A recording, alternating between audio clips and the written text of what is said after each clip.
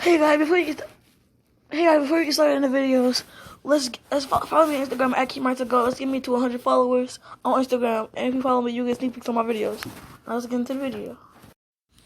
And what's up, King Mike back with another video. And today we're reacting to what if Boo was in the Tournament of Power. I'm a big Dragon Ball fan, so yeah, it's your boy. It's your boy. And subscribe if you want more videos just like this one. And comment, like. Will you help me open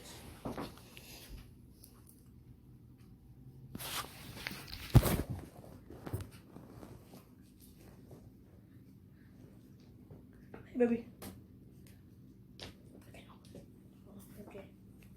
Okay. Without further ado, let's get into the video. Hello everyone, I'm Karthu and welcome back to the dojo. Today, we'll be discussing something that was close to happening in Dragon Ball Super, and that is of course, what if Boo was in the Tournament of Power? Many interactions here would be far different in my opinion, as well as the obvious major change.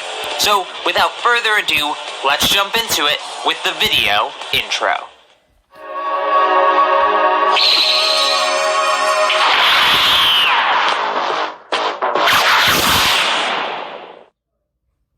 As I said in the intro, the first obvious change is that there is no Frieza, because in this timeline, or in this occurrence, this what if, Boo does not fall asleep at all.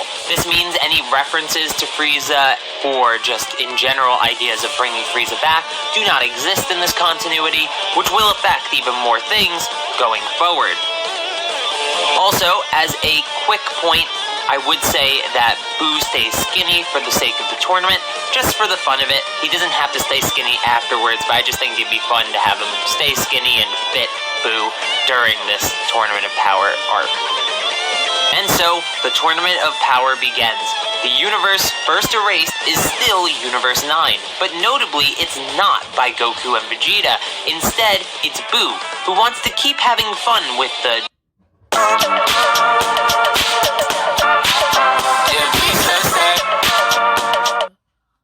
Just out of curiosity, what did that carriage set you back? 19 large. I overpaid. I'm an idiot. Hey, happens.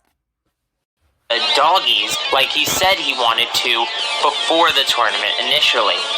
After this, Boo generally goes around fighting people, but much like the rest of the universes and characters who are not pivotal to an episode, he does not eliminate people on such a scale.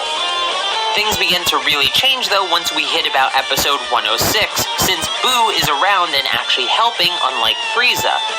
Boo has the ability of regeneration and so is able to go head first at the sniper with no difficulty, meaning that he can take out the sniper without having to sacrifice Ten Shinhan in the process, leaving Ten Shinhan around to participate in episode 107 and 108 against Frost.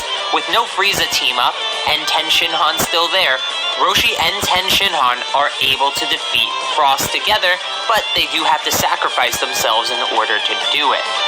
Moving on to episodes 109 and 110, they stay almost exactly the same in my opinion, but the big difference is at the end of 110 and the beginning of 111, there is no Frieza.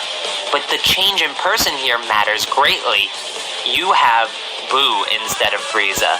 Boo is able to heal, not just grant energy, and so Boo heals Goku, revitalizing him fully and allowing him to continue participating in the tournament.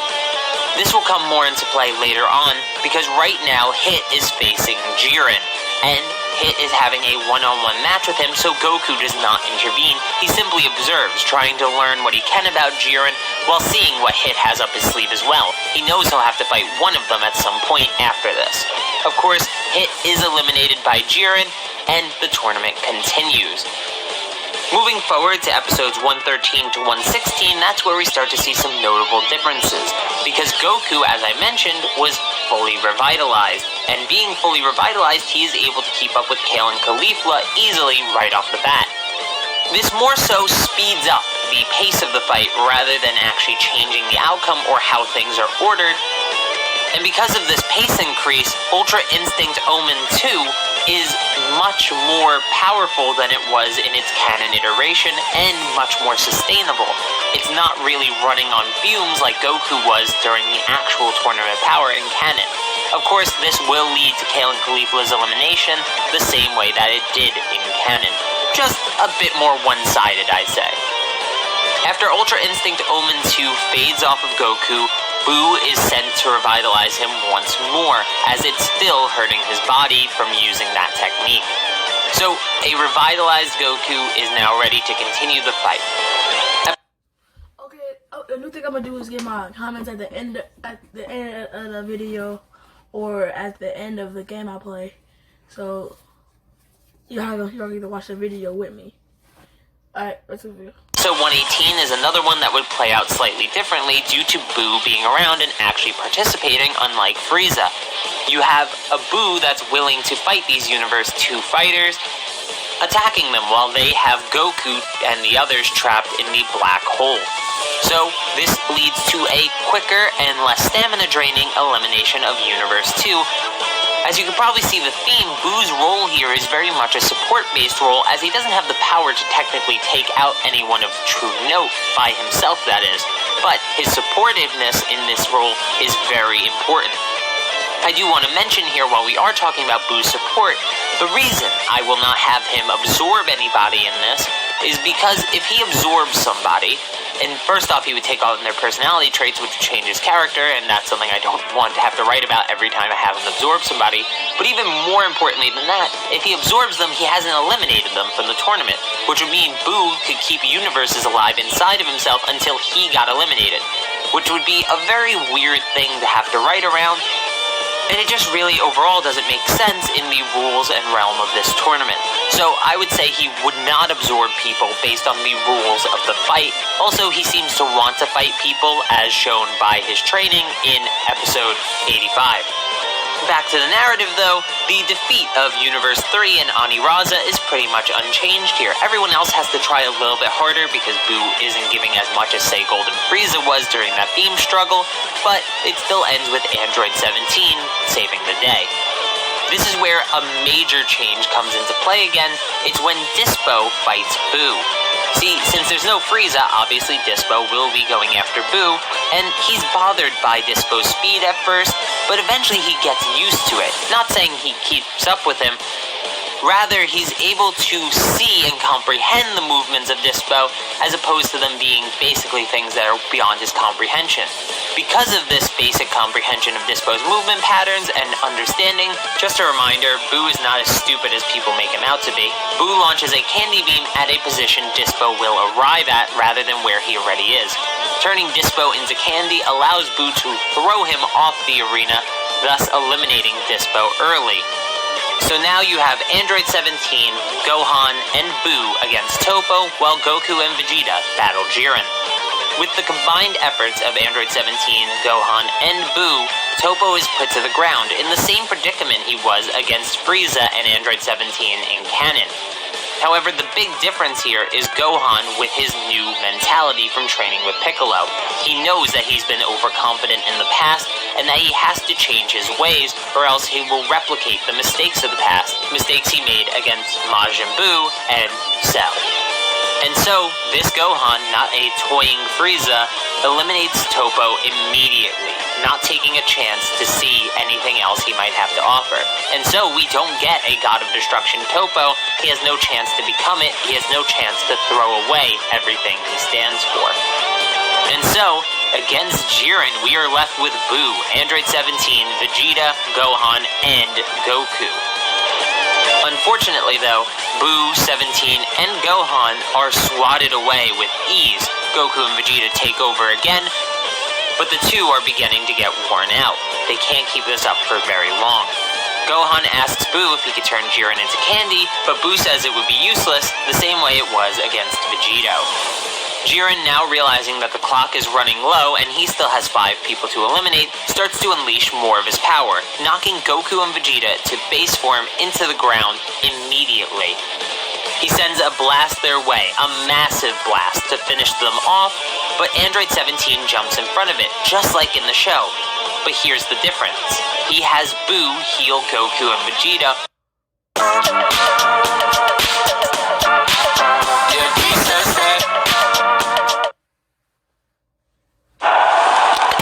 That's my nacho. While he's holding off the blast with his full-powered barrier. Gohan stays back and to the side just to keep an eye on Jiren, make sure he doesn't swoop around and see what's going on. And good for him, Jiren doesn't actually notice. And so, the pair are healed and moved away from the blast, and Android 17 does his fake self-destruction in order to completely eradicate the blast. Goku and Vegeta are fully healed now and are ready to take on the fight again, but something's wrong. Boo collapses to the ground. He's healed far too many people that are far stronger than him, and so now he needs to rest. He goes into his long hibernation like he does in canon before the tournament.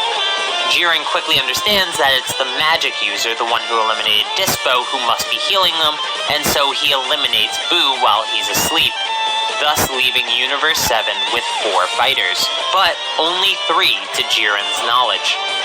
From this point on, though, things end up relatively the same. Jiren focuses too heavily on Goku and Vegeta, losing sight of Frieza, in this case Gohan, who is the extra that should still remain, and not understanding that Android 17 is still alive and kicking. However, unlike the original layout of events, Goku was healed before this fight, and now when he uses Mastered Ultra Instinct, his body is in a more stable position to hold the form just long enough, the extra few seconds he needed in canon, to eliminate Jiren while in Mastered Ultra Instinct. Because he got the last elimination in the tournament, Goku receives the wish from the Super Dragon Balls, and he wishes to revive the other universes that were eliminated. With the wish made and the universes restored, the Tournament of Power is over. And before we finish off, since I don't think this needs a part 2, I'll just simply say that Broly is still on Vampa, and with no Frieza force to go after him, well, he's gonna end up staying there. Thank you guys so much for watching, but before we go to that little video outro that I always do, I'd appreciate it if you go check out my second channel, Carthu's Game Room. We are starting a new Let's Play series over there right now. Part 1 just came out yesterday, Part 2 comes out tomorrow. I think you guys will really enjoy it. It's a bit of a different style of me, not these discussion type videos, talk over the images type videos. And I think you guys would really enjoy it. Please go check it out and support it. We're also going to be doing a giveaway over there for 1,000 subs. Once I reach it, I'm going to go through my subs and pick someone to do a giveaway with. There's going to Okay guys, my thoughts on this video. This is a good video. And I forgot Boo would like that, so this actually opened my eyes a lot. Because I thought it would be the same as the canon version, but just with Boo. And not as strong. But no, this was completely different from what I had in mind, guys. And I gotta say, I'm impressed. Claps.